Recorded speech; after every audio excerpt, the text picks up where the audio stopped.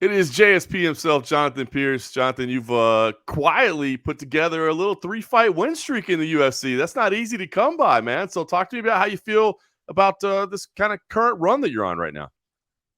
I feel like this was always coming. It's just a matter of time, and we're going for four straight now. So just I feel like all my hard work's paying off. I've been doing this for 18 years.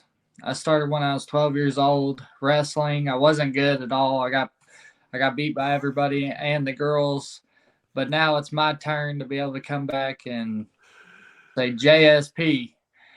Woo! So you know, just uh, excited to get out there and do what I do best. I love the honesty, man. You got beat by everybody, including the girls. So what kept you coming back to it, man? I mean, if you weren't, immediately successful in it, did you love it, or did somebody make you do it? What kept you going?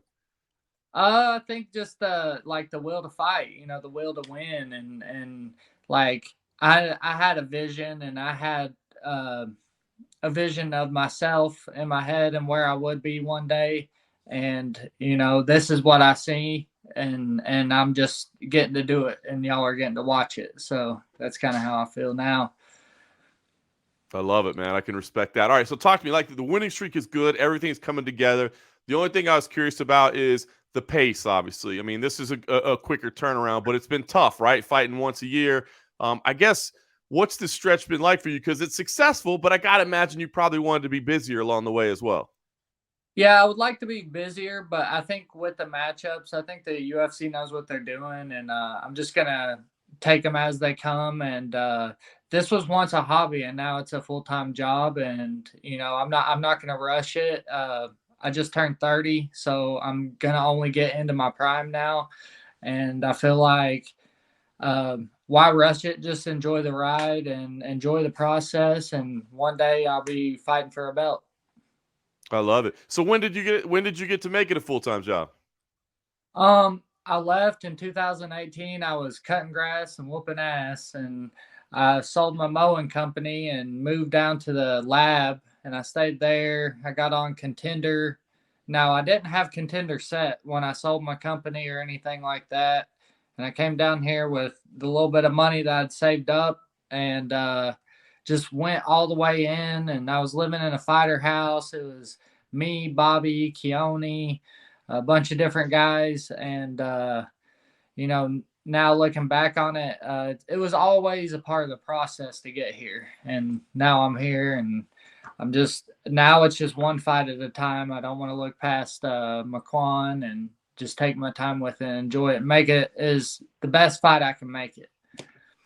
That's absolutely incredible. So I thought maybe it was when you got on Contender Series that you sold everything, but you did that without having it lined up. That's an incredible leap of faith, I guess. Well, I mean, were people around you saying, "What the hell are you doing, Jonathan?" Or did you have the That's support?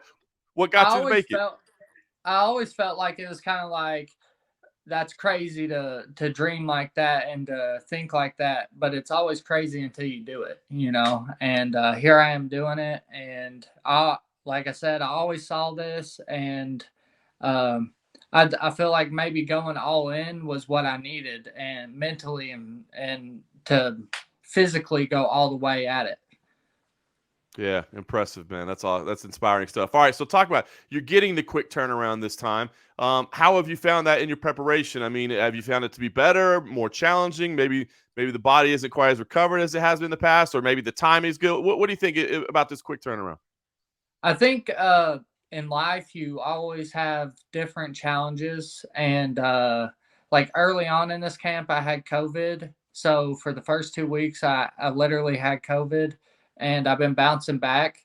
But I still have an incredible pace to be able to run a whole camp and just say no to the shortness of breath, and no to this and no to that, and just keep showing up and doing it. I think mentally, like, there ain't no way that you're gonna finish me now. There ain't no way you're gonna get that choke. So I think going in there, it's all just gonna bloom. And this has been a really hard camp for me, but I've been grinding, as you can see. So I'm just out here doing my best, and I can't wait to go out to London, have my first international fight.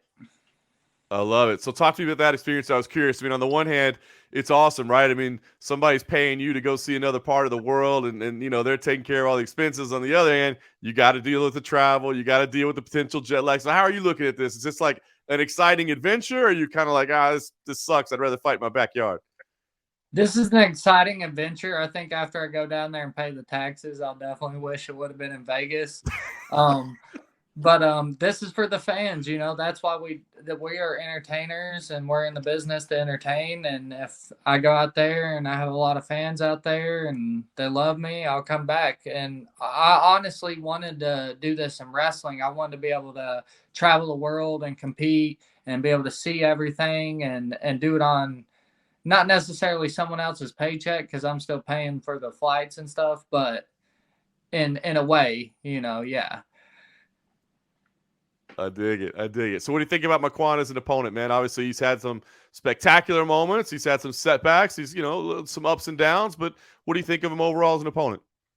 I think Marquand is a good matchup. I think we're gonna cancel out each other's wrestling, and then it's gonna be a stand up or whatever, whoever's better at whatever position.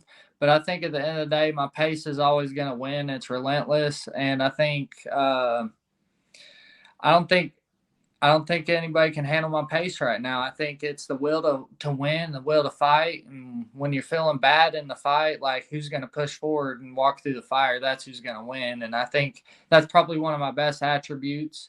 And not only that, you know, I think he's been in the game for a long time. He's 7-5 in the UFC, so I think it wears on you after a while. And I feel like, speaking of my opponent, I feel like he's kind of wore down and not looking for a way out, but in a way like what's next, you know, because um, I've seen him fight some of my teammates and stuff like that, and I just feel like he doesn't match up to where I'm at right now. Well, this could be a big statement win for you. I mean, to go on the road and do it. What do you hope? I mean, 4-fight win streak. Do you start calling for people in the rankings? I know you said you're not in a rush, but I mean, what's the plan once you pick up a win here? I mean, I'm ready. I could beat somebody. I could beat anybody in the top 15, top 10 right now. But I want to also make sure that if I have a surgery or something like that and I have a loss off that, like the Lozon fight, that I can continue to do what I'm doing financially. So as a business, like it's smarter for me as a business to not run at the top 15 right now because I'm only going to be going on my third contract. Now, as a performer, it would be better for me to go and break the top 15 and show everybody what I can do. But I already know what I can do. But why don't we make it where I can finish those guys at the top? So I would like a name after this, like maybe not a top 15, but somebody that everybody knows about that's been around for a while. And then kind of like a gatekeeper that can tell me all those secrets I need to know to go on to the next level. It's a tough balance, man, but you're approaching it the right way. You know, I mean, I remember Sean O'Malley got a ton of criticism when he kind of verbalized it, but it's true, right? The performer in you wants to go beat the top guys, but the businessman has to think the contract's got to match the level that we're fighting at, right? Well, I don't want to be sitting up there and having the same issues that like Francis Ngannou's having, or you know, Sterling or anybody like that. They're wanting more money to fight at the top, and like if you're at the top, you should already done all that work to get there to be at the top. So that's kind of how I look at it too. Like it's not just a belt; like there's more to it than that. That's a smart man, Jonathan. That's a former business owner right there, running things the way they should be done financially. So I applaud you for that. Well, listen, those contracts will come if you keep on this win streak. That's for sure. I guess last thing I'll ask you, what kind of fight do you think we see? Because as you said, I kind of agree with you. I think the wrestling's probably going to cancel out a little bit. Might end up being a stand-up scrap. So are you expecting kind of a back and forth battle? Do you think this is one you can get done early? What kind of fight you think we see? I think it's going to be back and forth until I start to get him to fade. He fades a lot in that second round, and I bloom in the second round. Now, my hardest round is usually my first round. So for the most part, I'm gonna come in there. I'm gonna put my pace on him. I just don't think he can hang with me at the end of the day. Anyway, this fight goes, like I've done my work. I've been training with Kai Kamaka, Santino. Like we got a lot of good Brazilian jiu-jitsu. Bobby Moffitt. Like, there's a lot of people out here that can get me prepared for the style that he runs, and they fought him as well. So, and game planned against him. And if they can do that on 5 days notice, and I had 8 weeks, like, I feel like why can't I do it? You know. Well said, man. All right. Well, July 23rd, you'll do it out in London. Best of luck to you, JSP, and appreciate the time. Thank you.